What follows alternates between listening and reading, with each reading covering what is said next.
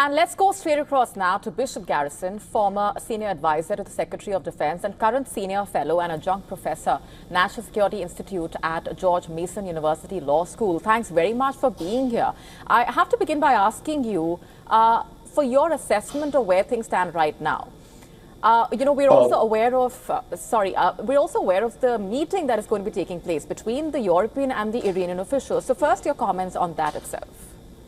Thank you for having me. First and foremost, no one wants to see any of this conflict continue. It's not in anyone's best interest. We're already seeing a death toll on the Iranian side was being reported by human rights organizations, somewhere in the neighborhood of 600 to 700 civilians already killed.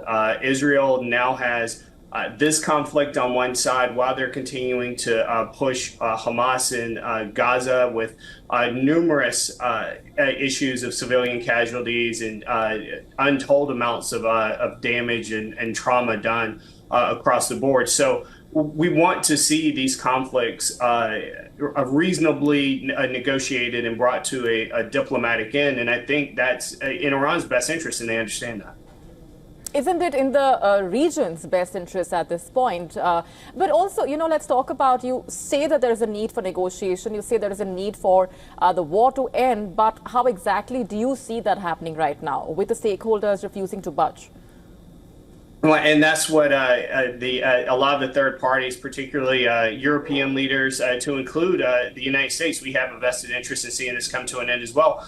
We're going to see third parties step in and try to find those exact pressure points for both sides to understand what they are willing to compromise on in order to bring this to an end. It's not going to be unconditional surrender. We know that that's not even a starting point. So we have to determine exactly what it is they're willing to compromise on and bring them to the table and ensure that we're addressing those exact points.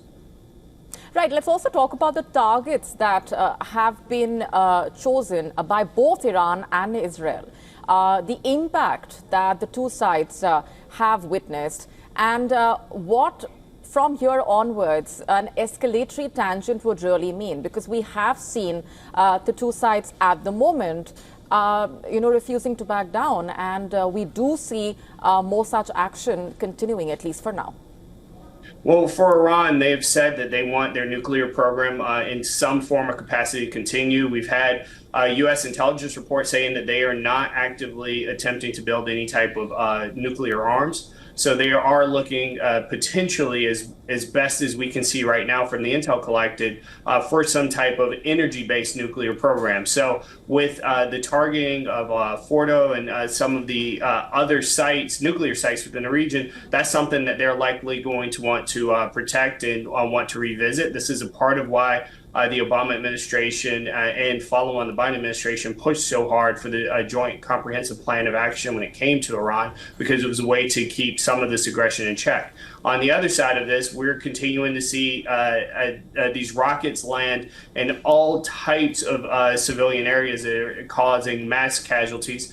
We've had Iranian rockets land in the vicinity, if not directly on Israeli hospitals, just within the last 24 hours. So that's going to be a pressure point as well, and something that we want to see end. These conventional weapons are doing untold amounts of damage, and it's going to be incumbent on everyone within the region and those, as I mentioned, those third parties outside of it to try to bring these actors to the table. Right. Speaking of the possibility of the American involvement, what do you think that would really mean for the region? Because that, of course, would mean that there would be a spillover beyond just West Asia. We've also seen the comments coming in from Russia and China, for instance. Yeah, I think you've seen multiple polls at this point that show it is a bipartisan issue that the American people do not want to be drawn into any type of a quagmire within the Middle East and another type of long drawn out conflict in this way. We're already continuing to watch things unfold. Russia, Ukraine, as I already mentioned, Israel and Hamas and Gaza. Yemen, we've actually bombed from March to May, and we caused almost as many casualties in those 3 months as the region had effectively had within the past 20 odd years. So we're seeing, and this is without any type of conversations about strategic, about strategic competition with China and Russia on other fronts as well. So the U.S. does not want to. If we have to, I'm sure that we will make the proper calculations to save and preserve as much life as possible. But the U.S. does not want to be drawn into this type of conflict, and ultimately, we're going to see behind the scenes efforts, diplomatic efforts, to try to resolve this as best as we can. All right, we're leaving it there for the moment. Thanks very much for joining us with those perspectives there. Thank you for having me. To stay up to speed with the latest news, download the WION app and subscribe to our YouTube channel.